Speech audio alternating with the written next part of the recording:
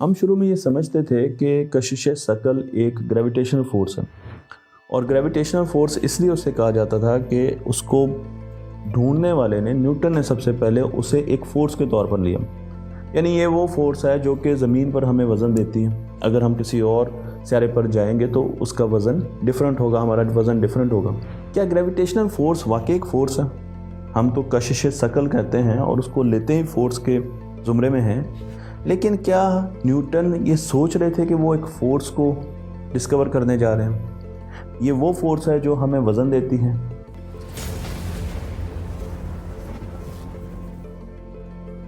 इसी कशिश सकल की जब हम पूरी कायनात के तनाजुर में बात करेंगे तो हम सूरज की कशिश सकल को मद्देनज़र रखेंगे कि इसने तमाम सैयारों को उनके मदारों में रखा हुआ है। और ब्लैक होल के करीब कशिश सकल के मुतालिक तो हम सब जानते ही हैं। कशिश सकल एक सादा सी चीज़ है और इसे समझना भी आसान है, लेकिन मौजूदा हालात में हम जानते हैं कशिश सकल एक बहुत बड़े मज़हर नज़रिया इजाफियत का एक हिस्सा है। इससे पहले आए थोड़ा फ़िज़िक्स के मुतालिक समझने की कोशिश करते हैं। अमूमन ये समझा जाता है कि न्यूटन अपने घर में दरख्त के नीचे बैठे हुए थे, सेब का दरख्त था और न्यूटन के घर के बाहर सेब का दरख्त लगा भी हुआ है क्योंकि उसे आज तक प्रिजर्व किया हुआ है। और एक सेब उनके सर पर लगा और उन्होंने देखा कि ये नीचे की तरफ क्यों आया है और उससे उन्होंने ग्रेविटेशनल फोर्स को डिस्कवर किया। लेकिन पता नहीं ये बात हकीकत में ठीक है कि नहीं है, लेकिन ऐसा हुआ ज़रूर कि न्यूटन ने चीज़ों को ज़मीन पर गिरते हुए देखा। और फिर उसके साथ साथ न्यूटन ने अपनी तसनीफ़ात में लिखा है कि उसने एक कॉमेट को भी सूरज के गिर्द घूमते हुए देखा, उसकी तस्वीर भी उसने बनाई।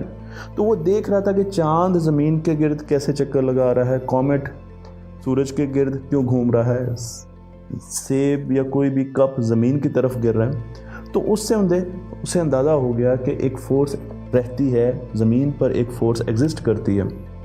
अब इस फोर्स को ढूंढने के लिए उसके पास मैथमेटिक्स नहीं था, तो उसने कैलकुलस की इजाद की। मशहूर ज़माना कैलकुलस न्यूटन की इजाद करदा है, उसके अलावा लेबनीज़ का भी हाथ है। न्यूटन फिर भी ये समझता था कि उसने ग्रेविटेशनल फोर्स के साथ इंसाफ नहीं किया, ये इससे बड़ी चीज़ है। लेकिन क्योंकि उसने ग्रेविटेशनल लॉ दे दिया और उसके बाद जब हमने एप्लीकेशंस में उसको यूज़ करना शुरू किया तो हर एप्लीकेशन हमें बड़े अच्छे रिजल्ट्स दे रही है। मतलब रॉकेट देख लें, रॉकेट न्यूटन के लॉज के तहत ही घूमता है, आगे मूव करता है। तो इसलिए न्यूटन और उसके बाद आने वाले साइंसदान काफ़ी हद तक इस पर मुत्तफिक थे कि ग्रेविटेशनल फोर्स एक्चुअली एक फोर्स है, वो और चीज़ नहीं है। इस थ्योरी ने हकीकत को 400 साल तक के लिए गैर वाज़ेह कर दिया। इसके बाद 1905 में आए एल्बर्ट आइंस्टाइन, जिन्होंने स्वीडन में एक क्लर्क के तौर पर काम करने के दौरान नज़रिया इजाफियत दिया और न्यूटन की थ्योरी को ना सिर्फ नज़रअंदाज किया बल्कि इसका मजाक बनाया। नज़रिया इजाफियत को समझने का कुलिया ये है कि कशिश सकल के मदार में गिरने वाले तमाम अजसाम एक ही शरह से गिरते हैं, लेकिन यह हकीकत बयान करने वाला पहला शख्स आइंस्टाइन नहीं था। इससे पहले गैलीलियो ने भी अक्स किया था कि अगर फ़िज़ा की गैर मौजूदगी में मुख्तलिफ़ अजसाम को इकट्ठा गिराया जाए तो वो अपने हुज्म से कतई नज़र एक ही शरह के साथ गिरेंगे। जब आइंस्टाइन आए तो आइंस्टाइन ने स्पेस टाइम का एक मॉडल बनाया। उन्होंने कहा कि स्पेस और टाइम इनको अगर इकट्ठा कर दिया जाए तो हमारे पास एक मॉडल बनता है जो कि स्पेस का बहुत अच्छा रिप्रेजेंटेटिव है। और उसके बाद उन्होंने बताया कि स्पेस टाइम के मॉडल में जब भी आप एनर्जी को या मैस को रखेंगे, यानी आप किसी प्लैनेट को रख रहे हैं, सूरज को रख रहे हैं, ब्लैक होल को रख रहे हैं, तो ये जो चादर है ये कर्वेचर इख्तियार कर लेगी, कर्व हो जाएगी। अब जब इसमें एक कर्व आ जाएगा, इसमें खड्डा पड़ जाएगा, तो चीज़ें उस कर्वेचर को फॉलो करेंगी। और जब चीज़ें उस कर्वेचर को फॉलो करेंगी तो उसका मतलब ये है कि हमें नज़र आएगा कि प्लैनेट अब उस कर्वेचर में घूम रहे हैं, तो हमें ऐसे लग रहा है कि वो सूरज को ऑर्बिट कर रहे हैं। हालांकि वो ऐसे ही है जैसे कि आप एक स्लाइड पर जाएं और आप स्लाइड से नीचे की तरफ आएँ, तो अब आपने हर सूरत उसी तरफ आना है जिस तरफ स्लाइड का कर्वेचर है जब आप झूले लेते हैं। बिल्कुल इसी तरीके से प्लैनेट भी शॉर्टेस्ट पाथ लेते हैं सूरज के गिर्द। तो आइंस्टाइन का ये ख्याल था कि ग्रेविटेशनल फोर्स एक्चुअली एक फोर्स नहीं है जो पुश और पुल की زمرے میں آتی ہے، بلکہ یہ اسپیس ٹائم کی ایک کریکٹرسٹک ہے، اس کا کرویچر ہے جو کہ ہمیں نظر آتا ہے اور بظاہر ہمیں یہ لگتا ہے کہ یہ ایک فورس ہے۔ اس تمام مظہر کو ایک آسان مثال سے یوں سمجھا جا سکتا ہے کہ زمین کو اسپیس ٹائم کے ایک جنگلے پر فرض کریں۔ آپ دیکھ سکیں گے کہ زمین کا حجم اسپیس ٹائم میں کرو ڈال رہا ہے، اور اس طرح سے کشش ثقل کا ایک کنواں بنے گا، فیلڈ بنے گا، اور اس کے اطراف جو بھی اجسام حتیٰ کہ چاند بھی اس کنویں کی طرف کھنچے چلے جائیں گے۔ چاند بذات خود بھی کشش ثقل کا یہ کنواں یا گریویٹیشنل فیلڈ رکھتا ہے، لیکن زمین اور چاند کے درمیان کشش ثقل اتنی زیادہ نہیں ہے کہ وہ چاند کو ہماری زمین کی طرف کھینچ لے۔ اسی طرح سے سورج بھی اپنا ایک کشش ثقل کا کنواں یا فیلڈ رکھتا ہے، جس نے ہمارے نظام شمسی میں موجود ہر چیز کو خلا میں تیرتے ہوئے رکھا ہوا ہے۔ ہمیں سیاروں میں موجود کشش ثقل کے ان کنووں کی ایسے بھی سمجھ آ سکتی ہے کہ اسپیس کرافٹ کیسے لانچ ہوتے ہیں۔ اسپیس کرافٹ کو مختلف اطراف میں حرکت دینے کے لیے اور ان کی رفتار بڑھانے کے لیے انجینئرز ریپ اسپیس ٹائم یا دوسرے سیاروں کے گرد موجود گریوٹی کا استعمال کرتے ہیں، اور اسپیس کرافٹ کو ایک غلیل کی طرح خلا میں چھوڑتے ہیں۔ جتنا یہ آبجیکٹ یا اسپیس کرافٹ اگلے سیارے کے گریویٹیشنل ویل یا کشش ثقل کے کنویں کے قریب ہوگا، اتنا ہی تیز ہوگا۔ کائنات میں موجود اجسام ایک دوسرے کی طرف اسی اسپیس ٹائم بینڈ یا کرو کی وجہ سے کشش رکھتے ہیں۔ جتنا یہ کشش ثقل کے کنویں کے قریب ہوں گے، ان کی ایک دوسرے کی طرف کشش ثقل اتنی ہی تیز ہوگی۔ تو کیا پھر جس گریویٹیشنل مظہر کی ہم بات کر رہے ہیں وہ ایک قوت نہیں ہے؟ یہ گریویٹیشنل مظہر در حقیقت ایک ایسا کشش ثقل کا میدان ہے جو خلا میں ہر حجم رکھنے والے جسم کو گھیرے ہوئے ہے۔ چاند کا یہ کشش ثقل کا میدان کسی دیگر سیارے کے نسبت چھوٹا ہوگا چاند کے حجم کی وجہ سے، اور زمین کا یہ میدان چاند سے زیادہ ہے زمین کے حجم کی وجہ سے۔ خلا میں ہر جگہ کشش ثقل کا یہ میدان موجود ہے۔ انٹرنیشنل اسپیس اسٹیشن بھی زمین کی گریوٹی یا کشش ثقل محسوس کرتا ہے۔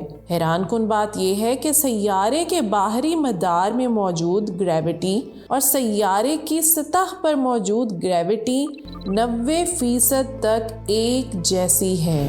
شروع میں یہ سمجھا جاتا تھا کہ ہم جب اسپیس میں جاتے ہیں، زمین سے باہر نکلتے ہیں تو گریوٹی زیرو ہو جاتی ہے۔ آج ہمیں پتہ ہے کہ اسپیس میں کسی جگہ پر بھی گریوٹی زیرو نہیں ہوتی، بلکہ گریوٹی کم ہوتی ہے، کیونکہ ہر جگہ پر کوئی نہ کوئی celestial body, solar system, stars, planet, black holes, ان کی گریویٹیشنل فورس آپ کو فیل ہوتی ہے۔ تو ہم یہ تو کہہ سکتے ہیں، اچھا ورڈ ہے کہ مائکرو گریوٹی ہمیں وہاں پر نظر آتی ہے، گریوٹی کی کم مقدار نظر آتی ہے، لیکن یہ کہنا کہ گریوٹی بالکل نہیں ہے وہ غلط ہوگا۔ اچھا، یہی چیز تھی جب ہم اسپیس میں جاتے ہیں اور مختلف قسم کے اسپیس کرافٹ میں تیرنا شروع کر دیتے ہیں، تو وہ سمجھ نہیں آ رہا تھا کہ انسان وہاں پر تیرتا کیوں ہے۔ اس کی وجہ یہ ہے کہ ہم مائکرو گریوٹی میں ہیں، لیکن ہم زمین کی طرف فری فال کر رہے ہیں، ہم زمین کی طرف گر رہے ہیں۔ تو جتنے بھی ایسٹروناٹس آپ کو نظر آتے ہیں، یہ بھی بالکل ویسے ہی زمین پر گر رہے ہیں، جیسے کہ آپ سیب کو چھوڑیں یا میں اس کلکر کو چھوڑوں اور یہ زمین کی طرف گرے گا، تو بالکل ایسے ہی تمام کے تمام وہ لوگ جو اسپیس میں ہیں وہ زمین کی طرف گر رہے ہیں اور ایک خاص سپیڈ کے ساتھ زمین پر گر رہے ہیں۔ تو وہاں پر بھی ہمیں مائکرو گریوٹی نظر آتی ہے اور وہ ایکسلریٹ کرتے ہیں انڈر گریوٹی زمین کی طرف۔ آئنسٹائن کے مفروضے جس میں حجم رکھنے والے اجسام اسپیس ٹائم میں کرو ڈالتے ہیں کو ثابت کرنے کے لیے کچھ راستے ہیں۔ زمین کی سطح پر gravitational acceleration 9.81 metre per second ہے۔ اب جو بھی اجسام حجم رکھتے ہیں وہ اسپیس ٹائم کو کرو کریں گے یا بل دیں گے، اور یہی کرو گریوٹی ہے۔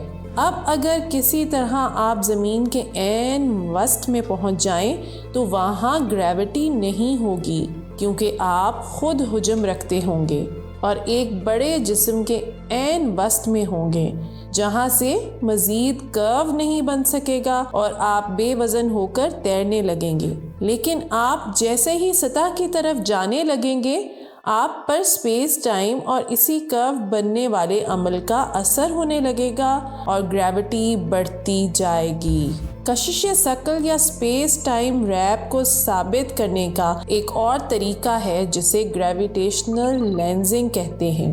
ایسا تب ہوتا ہے جب کوئی بہت بڑا فلکی جسم ایک بہت بڑا یا مناسب کرو بناتا ہے اور ایسے جسم کے ارد گرد روشنی بل کھاتی محسوس ہوتی ہے، جیسا کہ کوئی کہکشاں اپنے ارد گرد روشنی کے دلچسپ ڈیزائن بناتی ہے۔ اس خصوصیت کی وجہ سے ہمیں دوسری کہکشاؤں کو ڈھونڈنے میں مدد ملتی ہے، اس کے بغیر ہم باقی کہکشاؤں کو کبھی نہ ڈھونڈ پاتے۔ آئنسٹائن کا کوئزر ایک مشہور مثال ہے۔ کہکشاں کے بالکل پیچھے سے 4 تصویریں گریویٹیشنل لینزنگ کو ثابت کرتی ہیں۔ ایسا لگتا ہے آئنسٹائن نے گریوٹی کے تصور کو ایک جگہ منجمد کر کے نظریہ اضافیت کو ثابت کیا، لیکن ایک مسئلہ یہ ہے کہ اس کی حالیہ شکل کوانٹم مکینکس کے ساتھ تال میل نہیں رکھتی۔ کوانٹم گریوٹی ایک تھیوریٹیکل فزکس ہے جو کشش ثقل کی کوانٹم مکینکس کے حساب سے تعریف کرنے کی کوشش کرتی ہے۔ اس حوالے سے اب تک ایسا کوئی نظریہ نہیں پیش کیا گیا جو طبیعیات سے جڑے تمام مکاتب فکر کی جانب سے یکساں طور پر قابل قبول ہو اور جسے تجربات سے پرکھا بھی جا سکے۔ محققین جانتے ہیں بلیک ہول میں ایک نقطہ پر آئنسٹائن کی تھیوری کام کرنا بند کر دیتی ہے۔ سائنسدانوں نے ہوائی کے مقام پر 3 ضخیم قسم کی دوربینیں نصب کر رکھی ہیں جو